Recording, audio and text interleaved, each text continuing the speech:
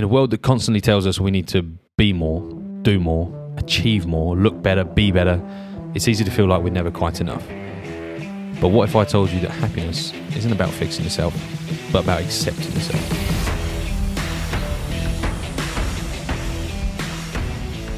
Good morning, team, and welcome back to the Finding Success podcast. Today we're diving into something deep and something that so many of us struggle with, and that is being truly happy with ourselves.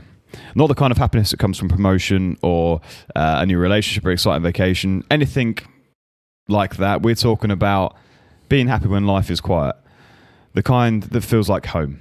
So grab a pen, grab some paper, and let's get straight into it. But before we get into it, let me introduce my co-host, Mr. Alex. How are we doing, my friend? I'm good, brother. How are you? I'm good. I'm great. Thank you very much. Beautiful, crisp Sunday morning. It is. It's very cold, isn't it? It is fresh. Well, that's why you're in a t-shirt. It's fresh outside. The studio is lovely and delicious. Yeah, it is. Yeah, we're warm. How are you? I'm good, mate. Yeah, good. Good. Really good. Good. I'm glad to hear. Should crack on? Yeah, I think, we'll get straight into it, mate. I'll let you crack on. So, what's the first step of this? To be honest, first step to true happiness, and this is a hard subject. You can't just... Happiness is so complicated. It's so complex. The human mind, the emotions, all of this is so complicated. And we tried to, basically in this episode, we're going to try and break it down and make it as simple as possible, or understand at least the basics, because it is so complex. But I think the first stage, or the first step at least, is just accepting yourself as who you are. Yeah. Which is so easy to say, but doing it, completely different. Mate, that's tough. It's really tough. And there's no two ways. There's not an easy road to do this. It's not a thing you're going to be able to do overnight. It's not something you're just going to be able to wake up and go, oh, I'm content with myself. Yeah. I like myself the way I am. You do have to almost work on yourself a little bit. I think one of the main things to do as well is stop comparing yourself to others, because the comparison is theft of joy. We say this all the time. Yeah. And I think to begin with, don't get me wrong, I think comparison is important for staying sharp, staying at the point of the, what's the word? Staying competitive. That's what I mean, competitive. Maybe not comparison, but competitive. You need to try and keep up with the world. But when it comes to happiness and looking at people's possessions and the way they're living, ignore all that shit. Don't worry about that. Focus on you for that. Just don't worry about it. Stop comparing yourself to others at that point. Yeah, I agree. I think, like you said, with comparison, we also need to accept our flaws as well. So we need to... this is like a horrible task to do, but look in the mirror and almost pick out all the bad things that you don't like about yourself. And then when you do that, you're a parent of the things you don't like. But you, in some ways, you want to think of the worst thing that you could possibly say to yourself or say to someone, and then say that to you. Look yourself in the mirror and say those things. Oh, you're a fat. Your hair's shit or whatever. Or you got a big nose. Say all that sort of stuff to yourself, and then in reality, the flaws that you've picked out, as many of them as possible, anything that you hear towards you or against you or used against you doesn't really affect you, right? Yeah, nice. I listened to this podcast the other day, and it was quite funny. This guy is talking about getting hate on social media and online, and about being a man about things. And so, being hated online is completely different to being hated physically, as in face to face, because people are hiding behind a computer screen. So they're just literally doing whatever they can, saying whatever they want to say, because then they're protected by, they can't basically find you. They would never say this sort of stuff face to face. No. Yeah. So, but now there's people that are actually going out to find those people. You can pay someone to go and find them. Yeah, really? It's like a tracking stuff. It's amazing. But anyway, long story short, accepting your flaws for what they are and realizing what your flaws are by yourself, I think is a very powerful thing. But being confident with those flaws is two completely different things. However, I think you just need to understand how to forgive yourself as well. Forgive yourself in what has happened in the past, what you're doing now, but remember, focus on what you're next going to do to basically fix those flaws if you can fix them. If you can't, just accept it, but work on accepting it. Love that, absolutely, yeah. Forgiving yourself is quite a big one. You can't be holding anything inside. I think you do have to just be truly, authentically you and just accept yourself who you are. And that's just the starting point. That you move on from there. Yeah. I think a good place to go after that if you can get your head around that. That's no easy feat. No. Accepting yourself. You do have to work on that. Yeah. But the second step would be to say, taking care of yourself. Yeah. I think when you start looking after yourself a bit more, whether it's health, mindset, all these sorts of things, you start, I don't know, you have a level of respect for yourself. You have, imagine if you had a friend who every time you'd called up, you say, oh, let's go to dinner, let's go to the pub at this time, I'll meet you at this time, or et cetera, et cetera. And he's always turning up late, or he's never doing what he says he's going to do. You'd stop being friends with that guy after a little while. Yeah. And it's the same with you. If you tell yourself, I'm going to go to bed at this time, I'm going to make sure I do this amount of work at this time, you're lying to yourself. And if you had a friend that lied to you that much, probably wouldn't be friends for too much longer. Yeah, you get angry, wouldn't you? So you need to be, take care of yourself. When you start taking care of yourself, keeping on top of everything, you start to, I don't know, just respect yourself a bit more. Yeah. So it's really, really important to do. Like, you understand who you're becoming, and it's really, really cool, really powerful. Because I think, you're setting boundaries and you're treating yourself kindly, right? So you're setting boundaries within, right, okay, I need to get this work done. And if my friend takes too long turning up for a pint, and I'm not going to bother doing that again, because if he leaves you hanging for 2-3 hours, I've wasted my time, valuable time that I can never get back. Exactly. That I could be working on something that I want to be, or spending time with family and friends that are actually turning up to be there for me. And if the friend is just wasting time, then there's no point being there, is there? So, exactly. And treating yourself kindly as well. Like you said, yes, critique yourself, but also treat it with kindness. Don't be like, that's quite a hard one to explain. It's really, tough. Go on. You're doing it. Go on. I think, you treat yourself with kindness, but at the same time, you need to be harsh enough to yourself that you can understand where you are not happy with it. You do need to be your toughest critic. Absolutely, yeah. But be understanding that you're on a journey that you're growing. Yeah. So nothing's going to be perfect yet, and not for many years. This is David Goggins' mindset, isn't it? That sort of thing. Yeah. Be tough on yourself. Yeah. But still, he was only tough on himself physically. Yeah. Like, and mentally, to be fair.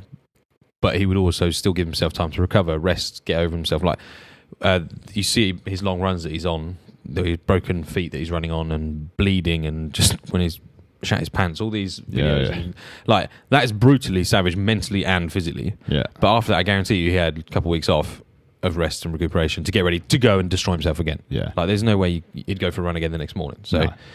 yeah, there's levels to it. You do need to be a tough critic, but you do need to be able to be kind to yourself, treat yourself kindly. Yeah, for sure, definitely. But that's the whole thing behind that is he's focusing on what he can control, right? You can only control your own mindset. You can only control on when you get out of bed. You can only control on what you do next. So focus on things that you can control and things that you can't. For instance, the friend that has turned up late, you can't control him.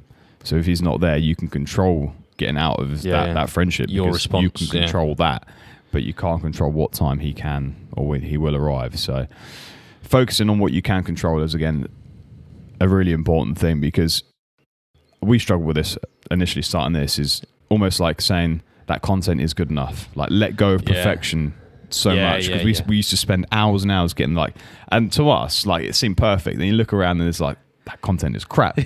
But in reality, we spent so long making it perfect for us that we've just lost the end goal. It was crap content, and we thought we would spend so long doing it.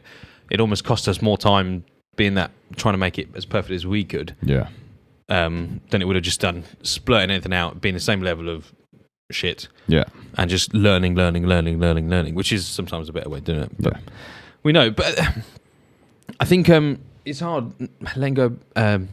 Perfectionism, you're going to want it in some aspects of life. This is where it's such a complicated topic, because you do want things to be perfect, obviously, but you've also, you've got to let go of the small things at the same time. So how do you balance it? It's really hard to work out, isn't it? Yeah. When do you know to let go of the perfectionism? Because I'm trying to think of something that you need to perfect, but every time I come up with something, it's not essential. So maybe there isn't anything there's nothing that needs to be perfect, actually. I think the definition of perfect is so subjective. Yeah. Right. So you're like someone else's, like, for instance, our content. Yeah. Our content to us is perfect, but looking at the bigger picture now, it doesn't look perfect at all. Yeah. So I think perfection is in the time that you're working on it, and you think it is perfect, but down the road it might look completely different. So I think it all depends on how. For instance, I want to use someone's body. The body always grows, okay? Whether we are working out or eating loads of food, it's going to grow either way. You're either going to get fat or you're going to get strong. So what are you trying to perfect? Are you trying to perfect the perfect physique for you?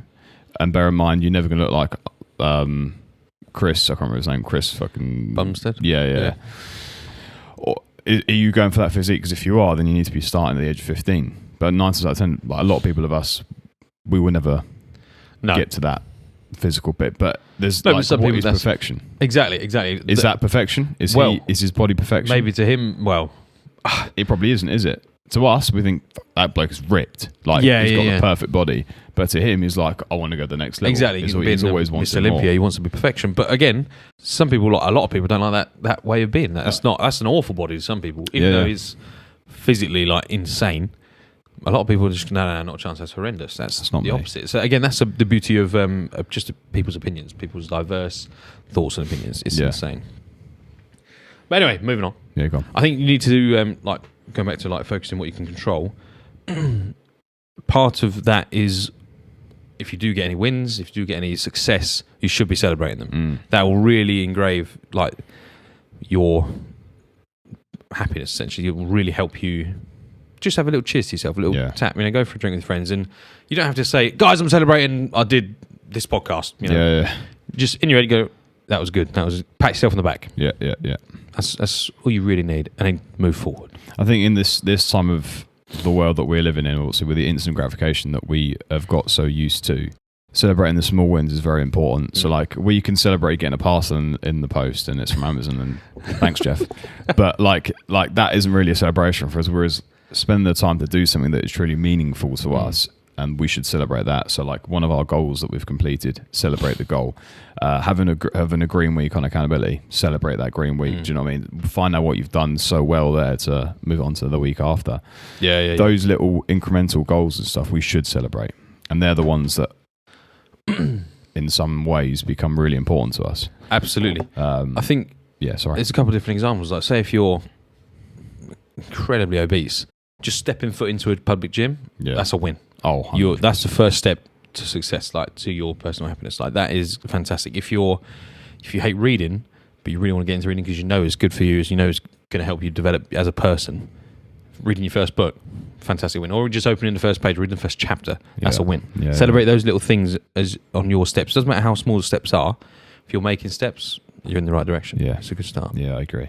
I think the next thing also with about that is doing what makes you feel fulfilled, right? So we spoke about, I think it was last week or the week before, finding our purpose. And how we find our purpose and what direction we can go to do that. The reason that we do work on our purposes, the reason that we find them is because we want to be fulfilled. If you're just doing something that's meaningless to you, you will never really feel fulfilled in that task. You can work as hard as you want at it for the many amount of hours and not enjoy it and complete it, and it all looks well and you get a pat on the back from the boss or whatever, but do you really feel fulfilled from doing that task? Probably not, right? I'm going to use my missus as this. She loves making coffee, like absolutely loves it, and she's got really good fucking latte art, and so she started making really good swans and stuff like that. Wow, right? Which is mega.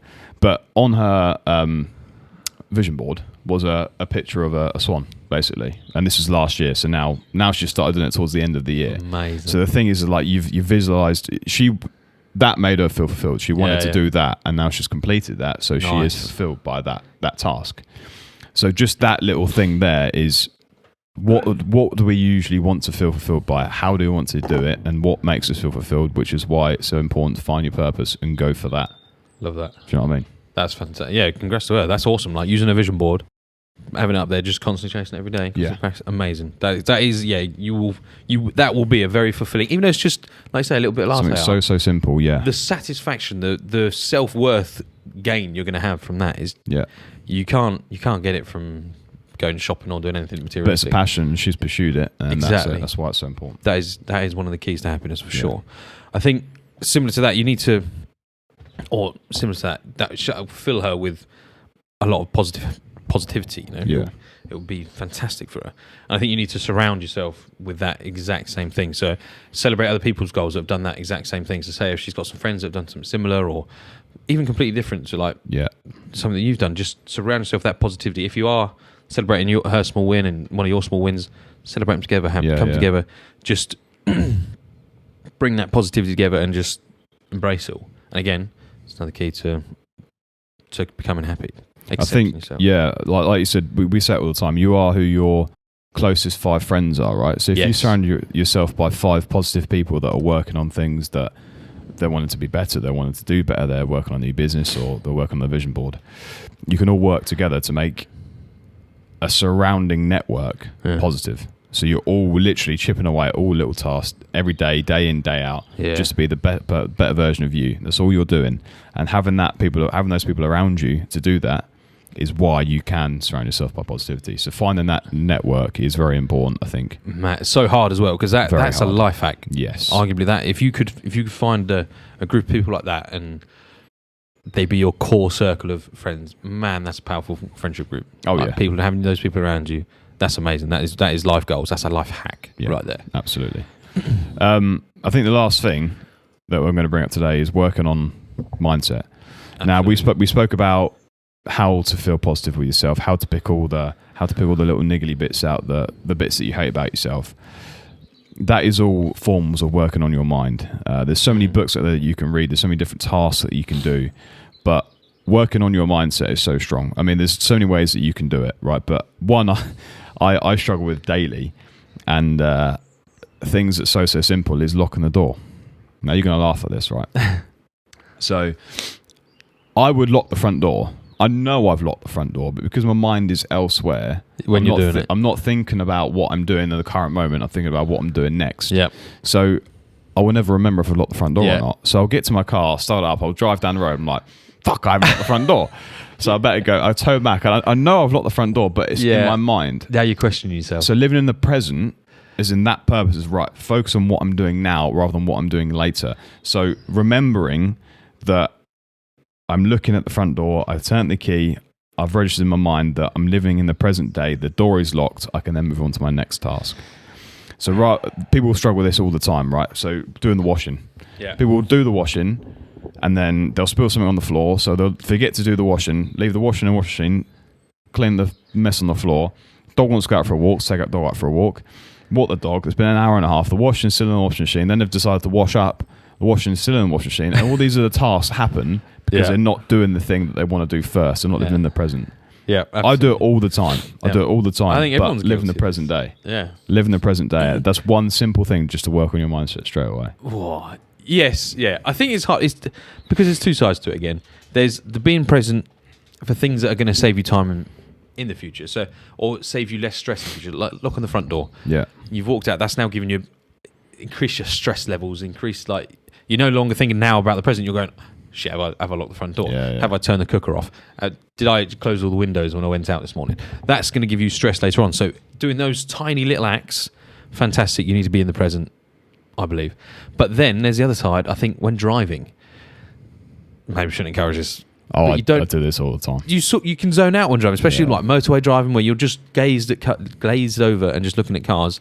You don't need to be in the present moment. It's a great time to think. A great time to think is in the shower. Yeah. You're sort of doing two things at once, but that's another. You don't need to worry too much. Like if you just forget to wash your hair, damn it, that's a real shame. Like you thought of something. That's a great thinking time.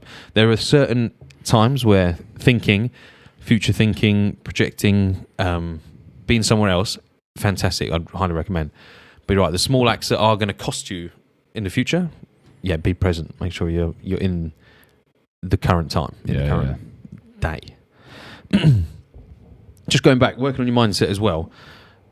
This is like the strongest part of becoming like truly happy with yourself, because if your mindset is just an absolute barricade, like no one can get in, no one can like access your mind, in the sense of projecting hate onto you, projecting negative stuff your way. If you can build a mindset, you're so confident in yourself, you're so self-aware that no one will break you down. You'll have you'll be happier than ever because You're not looking for other people's what's the word? You're not what's the word? Look for their compliments or anything like that. Or Yeah, you're not searching for other people's gratification, or I can't think of the word. It's early in the morning. We'll give them. It is early in the morning. Edit all that out. Screw it. Anyway, moving on. Living in the present day, practicing self-compassion. Yeah. Talk to me about that. Now, for me, self-compassion is something I do struggle with because I don't find myself being compassionate towards myself, right? Like, so having passion in something for me is having a passion in an object, is in the podcast, in judo, in cars, whatever. Passion is something that I love, right? Self-compassion is finding basically something that you enjoy in yourself. The only thing I can use about this, and the thing that works my mindset for this, is going to the gym. Okay. So I find self-compassion as in lifting a heavier weight. That incremental step every single day or every single week of trying to lift the next step, the next step, the next step. Finding passion in that is what I use to help my mindset, myself. Nice. Many people are different. People have got their own different passions that they want to do. But for me, that is what I use for my self-compassion. Nice. What about you? Poor. I don't know. I think I'm very similar to you. It's developing yourself physically. I think is good for us because we both supporting people. I think supporting backgrounds. But refraining from negative thoughts while you're doing that is also important. So important. Like I said, like comparing if Chris was in the gym and you're looking at him and he's repping out, I don't know, 200 kilos. And you get like, you're like fucking rubbish at doing chest press. It's not the thing. No, that's so hard to do as well. Yeah. You just, again, working on it comes under constantly working on your mindset, builds that thought around your mind. You'll never, these sort of negative thoughts won't even come into your mind if you're, and this is not something you're going to get overnight. Listen to one podcast. Years, developing, building, growing, deleting negative thoughts or being able to control them and keep them locked away. That's a skill that not many people have. No, like exactly like you said, you're comparing yourself instantly. Chris Bumstead's in the gym curling 40s and I'm just about getting him up on the bench press. Yeah. You're like, oh, this is horrendous. Yeah, you're going to be questioning yourself. But actually, when you've thought about, when you've worked on your mindset for years and you've developed that, developed a strong mindset, basically, you're not going to be worried about that. You're not going to be faced by that at all. I think also one thing that a lot of people struggle with is celebrating other people's wins. So when we look at someone that's doing better than us at the same age as us, a lot of people find themselves getting jealous. And when they see jealousy, they bring in negative thoughts into their mind. Yeah. So they go, oh, fuck me. Why couldn't I have the same childhood as that person? Or why couldn't my dad or my mum help me with this money? Why couldn't they give me a house? Why can't they do this and that and that and the other? And that just instantly brings the negative thoughts. And you go, well, fuck it. I've pissed out the wall now. I can't live my life. I'm not doing anything. Yeah. Like, and that is instantly a negative thought. You need to also understand that celebrating other people's wins with them it doesn't like do them. It does them a lot of favors. You're boosting their morale. But you're also showing gratitude and going, fair play. You've done this. Like, well done to you. Give me some lessons. Don't use it as a negative side of things. Use it as a positive side of things. Yeah. Like a lot of people struggle with that every single day. I know so many people. Yeah, they just get so jealous, and it just switches their mind into a negative thing straight away, and that's it. The life is negative. Yeah, they have that victim mindset, and then they just woe is me. How is life so horrible to me? It's not my fault. I'm perfect, but the world has just been horrible to me. No, you quit that. That's the total opposite of a strong mindset. It's literally like what would you call it? You got the victim mindset and the growth mindset. Yeah, the growth mindset is completely opposite to that, and you need to get rid of that. If that is you, if you ever go, oh, it's not my fault, this person's, if you're ever jealous that someone's been given a house deposit for a house and you haven't, like, just why? Just forget about it. Chuck it out. It's completely out of your control. Going back to one of the first things we spoke about, it's out of your control. Ignore it. Yeah, forget about it. I agree. Anyway, going back to the first things, I think we're going to just recap over the points. Quick. So accept yourself as you are. Fantastic. Really important. Take care of yourself. In however way you want to take care of yourself, do so. focus on what you can control. Remember, you can't control things that you have no influence on. Do what makes you feel fulfilled. And last one, work on your mindset. These things, these tips, 5 of them, they're so easy to do on paper. They're so hard to do in real life. They are not easy tasks. They take so much work. It's not like an overnight thing, like Buxton said. It's not like I listen to a podcast, my life has changed. This is day in, day out work. And if you're not willing to put the work in, don't even bother doing it. But I urge you to put the work in, because coming out the other side of it is completely different to what you are now. Your mindset will change, your daily life will change, your positivity changes. Everything changes when you're feeling better with yourself, when you're feeling positive. You truly find that state of happiness. And you're not going to be happy every day. You're not going to enjoy life every single day. It's just, unfortunately, it's just not the case.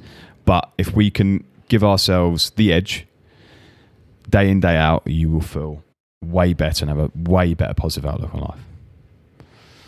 I think that's the podcast. Love that, brother. And that's it for today's episode, team. If there's one thing I hope you take away from this, it is you don't have to wait to be better, to be happier. You are already enough, right here, right now. If this episode has resonated with you, don't forget to follow us on social media, Instagram, Facebook, Twitter. The links are all down below. Send me a message, share your thoughts. Share this to someone who needs to hear it. It's important that you do that. Get this podcast out there so that we know we're sharing the love around everyone else so they can listen too. Most importantly, keep showing up for yourself. Keep choosing you. Take care, guys. Have a good one. See you later. Bye-bye.